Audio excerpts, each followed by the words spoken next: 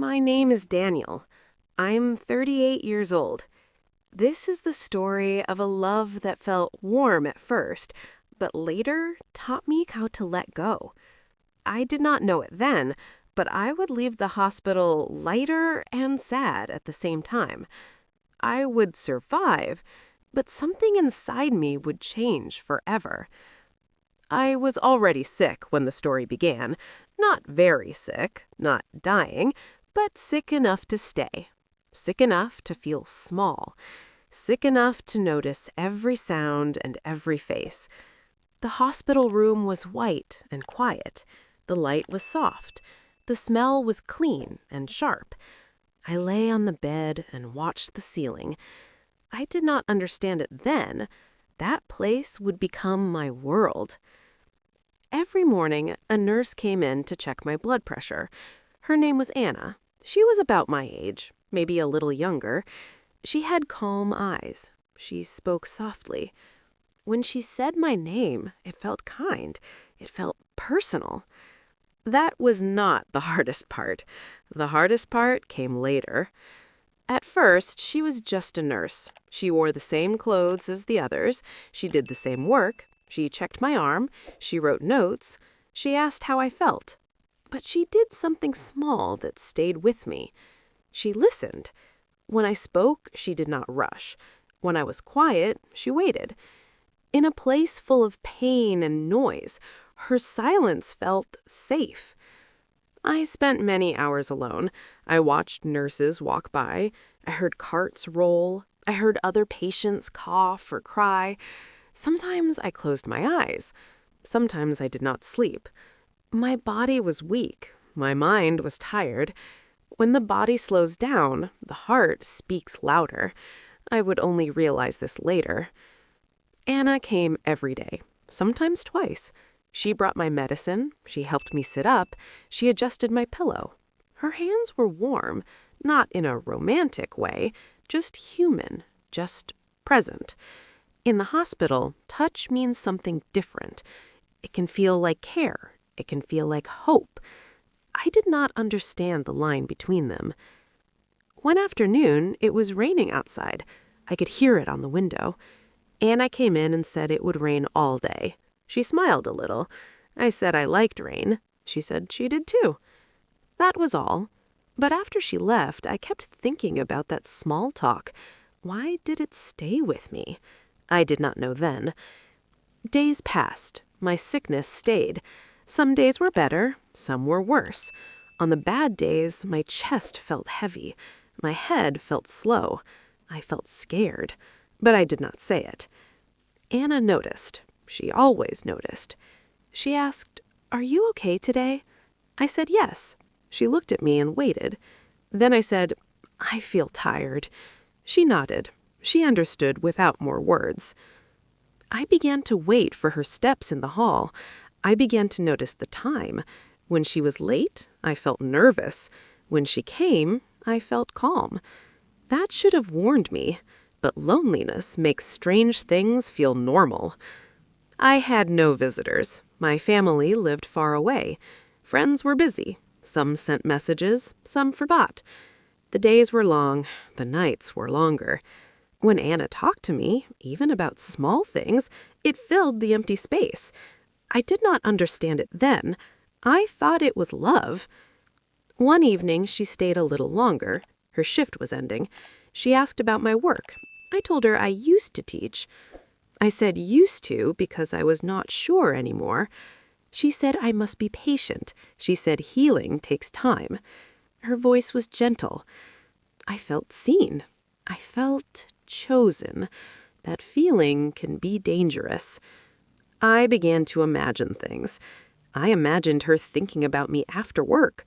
I imagined her missing me on her days off. I imagined a life outside the hospital. I knew it was silly. I knew it was wrong. But imagination grows in silence, and the hospital was full of silence. One night, I woke up with pain. The room was dark. My heart was fast. I pressed the button. Anna came. It was late. She helped me breathe slowly. She stayed until the pain passed.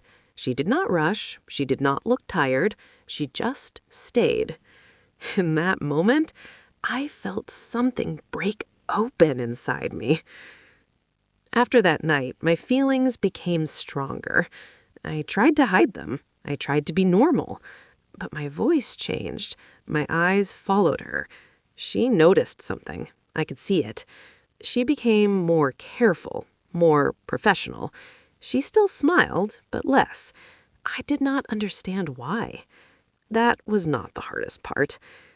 One day, she brought my chart and spoke in a clear, firm voice. She explained my treatment. She did not sit. She stood near the door. I felt the distance. It hurt more than the sickness. Then I realized something was wrong, but I did not know what. I began to feel ashamed. I told myself to stop. I told myself she was just doing her job. I told myself this love was wrong. But feelings do not listen to logic. They listen to need. And I needed something I could not have. The turning moment came quietly. No drama, no loud words. Anna came with another nurse. She introduced her as the new lead nurse for my case. Anna said she would still be around, but less. Her voice was kind, but firm. I nodded. I smiled. Inside, something fell. After they left, I lay in bed and stared at the wall. I finally understood. I did not love Anna. I loved how she made me feel when I was weak. I loved the care. I loved the attention. I loved not being alone.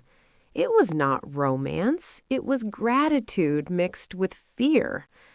That truth hurt, but it also brought relief. I cried quietly, not for her, for myself, for how easy it was to confuse care with love, for how sick I had been inside, not just in my body. The days after that were different. Anna still came sometimes. She was polite, warm, but distant. I respected that. I respected her. I respected myself, too. That was new. My health slowly improved. I could walk more. I could breathe easier. The room felt less like a cage. The window felt bigger. I was healing in more ways than one. On my last day, Anna came to say goodbye. She wished me well. She said she was glad I was better. I thanked her, truly thanked her, not with longing, not with hope, just with honesty. She smiled. It was a simple smile. It was enough. When I left the hospital, the air outside felt fresh. The sun was warm. I walked slowly. I carried no promises, no dreams about her, just understanding. Love should not grow from weakness alone. It should meet you when you can stand. I learned that quietly. I learned it in a white room with rain on the window. Now, when I think of Anna, I feel calm.